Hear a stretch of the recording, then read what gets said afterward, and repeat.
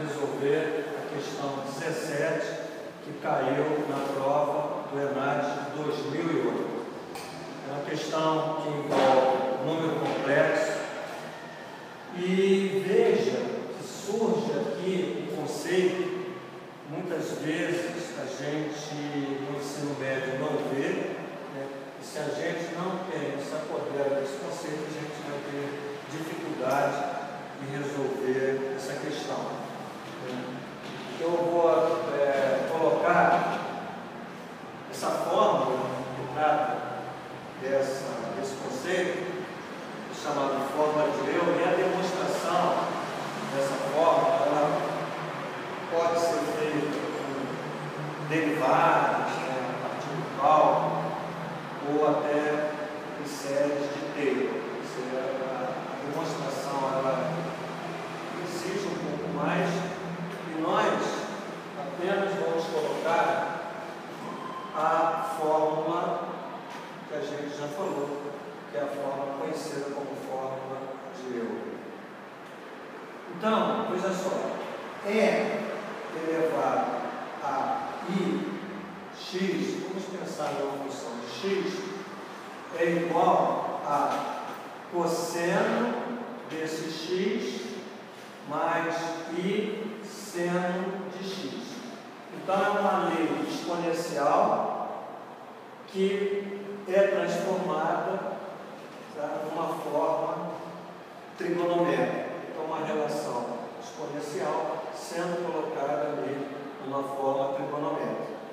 Se nós agora estivermos olhando para I, em vez de x, θ, como a gente tem aqui a variação em θ, entendemos que esse é o valor do irracional, 2,71, 82 é o número irracional, infinitas decimais não periódicas.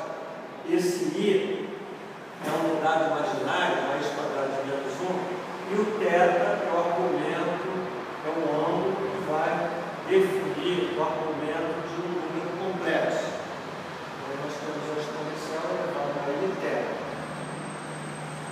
E essa igualdade fica sendo cosseno de θ mais I seno de θ. Então, para a gente, o que nós precisamos saber, trabalhar com essa questão, é exatamente essa fórmula, essa lei, conhecida como fórmula de Euler. Muito bem. O que a gente, o problema, ele dá 3 números complexos. Nós vamos representar geometricamente esses complexos do sistema de Gauss. O número complexo do exílio é fácil de representar. Nós já falamos, a nossa grande questão é como representar esses dois números complexos dessa forma exponencial. Então, necessariamente, a gente vai ter que passar para a forma trigonométrica para poder reconhecer no sistema de Gauss onde estão localizados esses dois pontos, ou esses dois vértices desse triângulo. Então, nós vamos fazer o seguinte, vamos pegar aqui o quadro e vamos mostrar o seguinte. Veja, vamos analisar primeiro e π sobre 4, certo? E vamos escrever naquela forma, cosseno de π sobre 4 mais I seno de π sobre 4.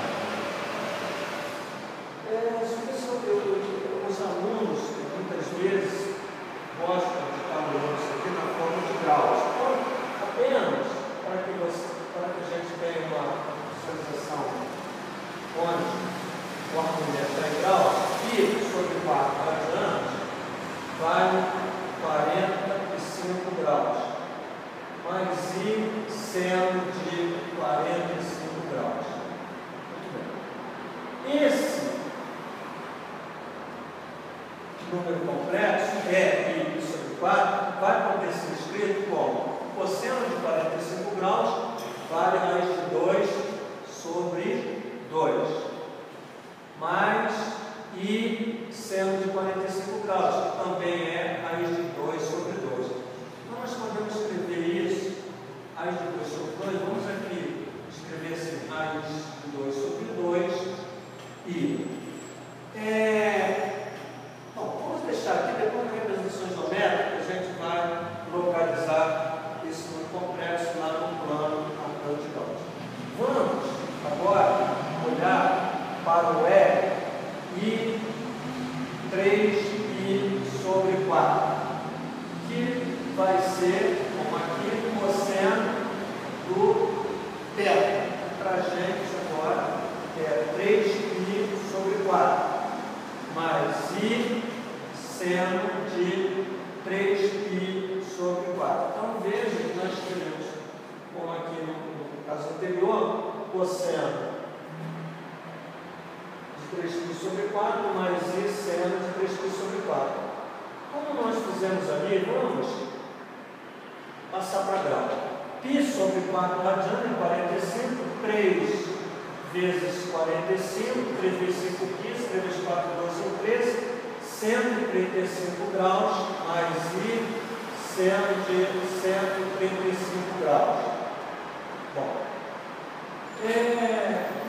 achei interessante o exercício, porque a gente pode estar trabalhando aqui, fazendo uma lembrança da trigonometria, reduzindo o primeiro quadrante. Acho bom que a gente vai também fazer esse trabalho de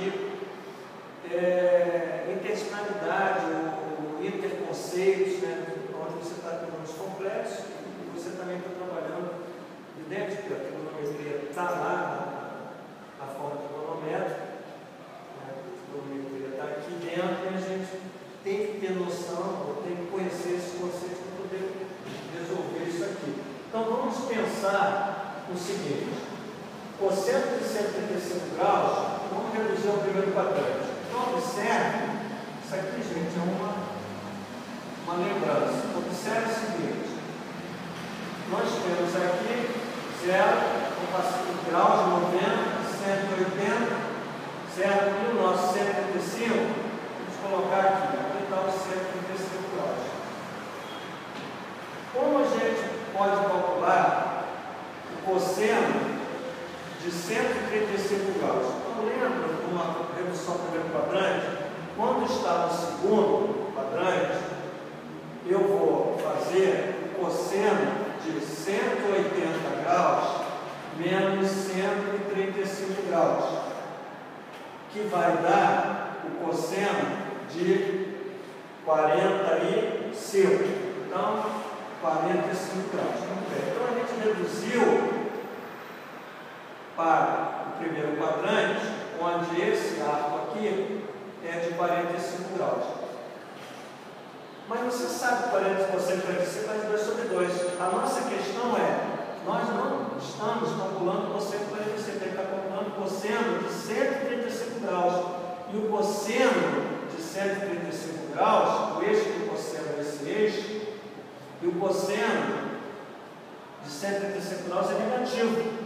Então, a gente encontrou o valor absoluto, mas a gente tem que estar olhando para o sinal do quadrante que está ao lado, que é 135 graus. Então, nós vamos colocar aqui menos cosseno de 45 graus dá menos raiz de 2 sobre 2. Então, esse é o cosseno de 135 graus. Vamos pensar agora no seno de 135 graus, que, por estar no segundo quadrante, também vamos lembrar daquela redução 180 menos 135. Aliás, nós estamos com o seno. Então, aqui nós vamos colocar o seno de 180 graus menos 135 graus, que vai dar o seno também de 45 graus. Mas vamos ver, o seno de 135 é o eixo de seno, esse eixo aqui, ó. O seno de 135 graus é positivo. Então, o seno de 45 graus também. Então, eu não tenho que fazer mudança no sinal. já que o seno de 135 graus é positivo, então nós vamos ter o seno de 45 graus, raiz de 2 sobre 2.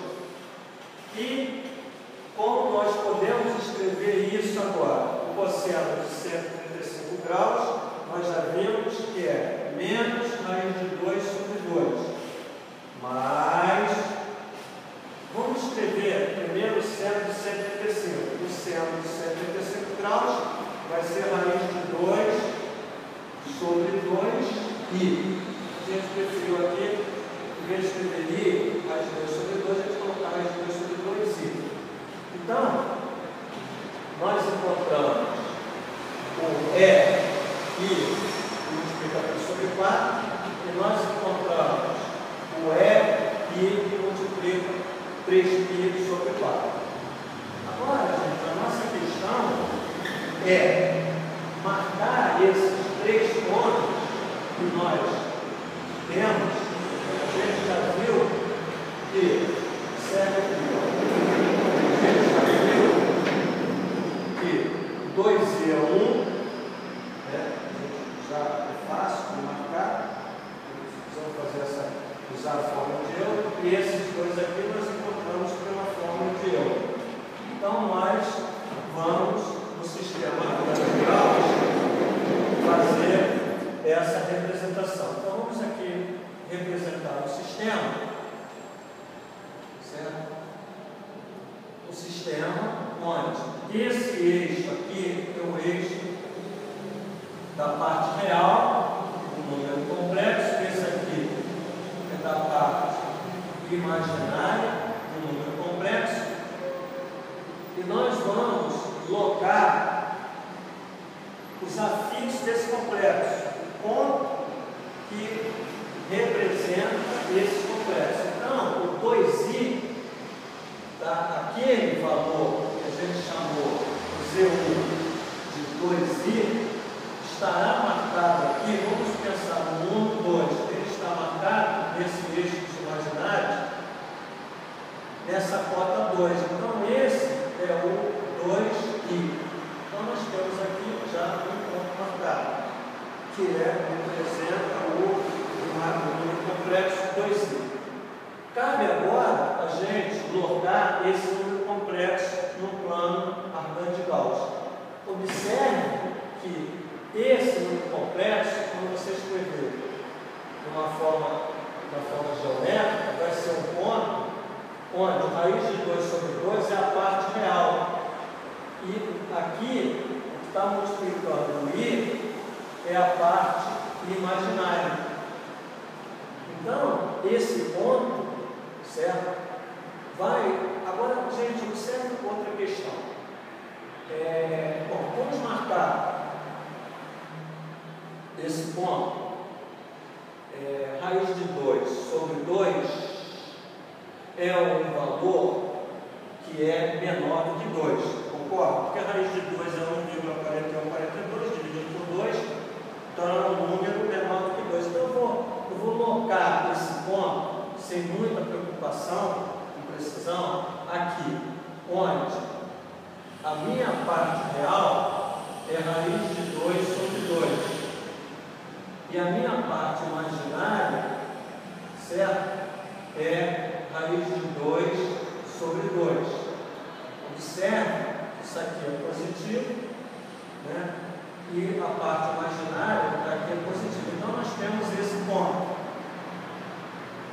Agora, vamos olhar esse número complexo.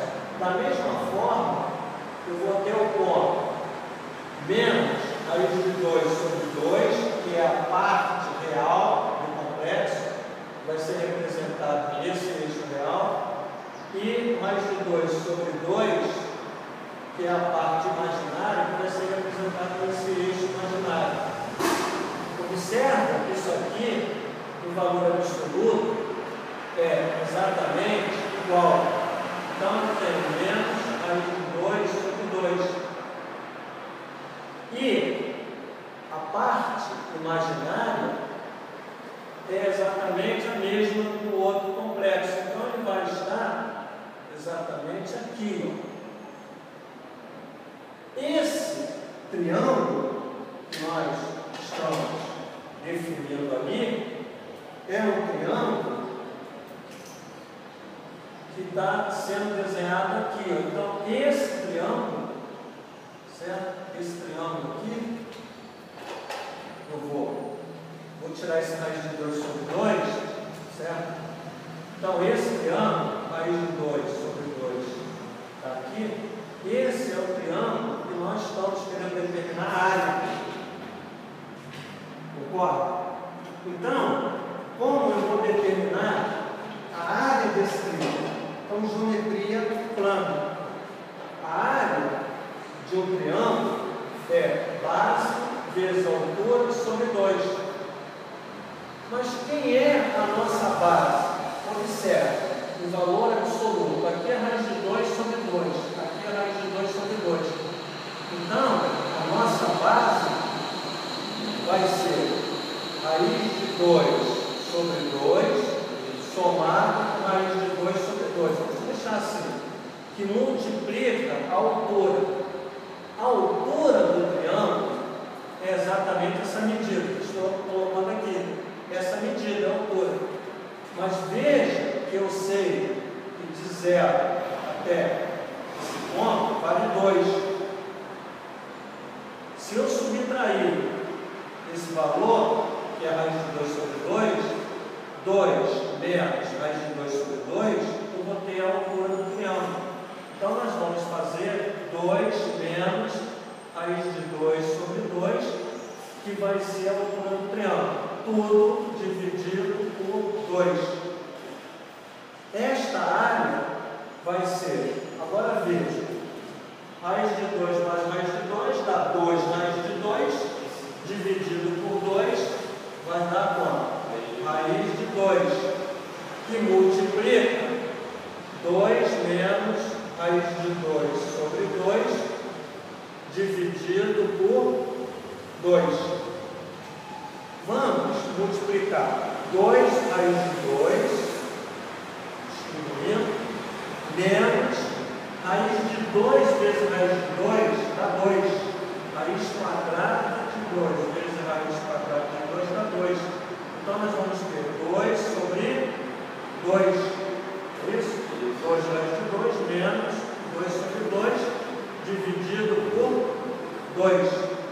Que vai ser 2 raiz de 2 menos 1 sobre 2. 2 raiz de 2 menos 1 sobre 2. Se nós abrirmos isso, quer dizer, duas frações, o mesmo denominador, então nós vamos ter 2 raiz de 2 sobre 2 menos meio. 2 raiz de 2 menos 1 sobre 2 é 2 raiz de 2 sobre 2 menos meio. Veja que esse 2 simplifica e nós vamos ter raiz de 2 menos meio. Então, a área daquele triângulo pedido é raiz de 2 menos meio, unidade de área. Vamos agora verificar a nossa questão, se nós temos aqui essa resposta. Então, veja, a nossa resposta, raiz de 2 menos meio. Veja que raiz de 2 menos meio é a mesma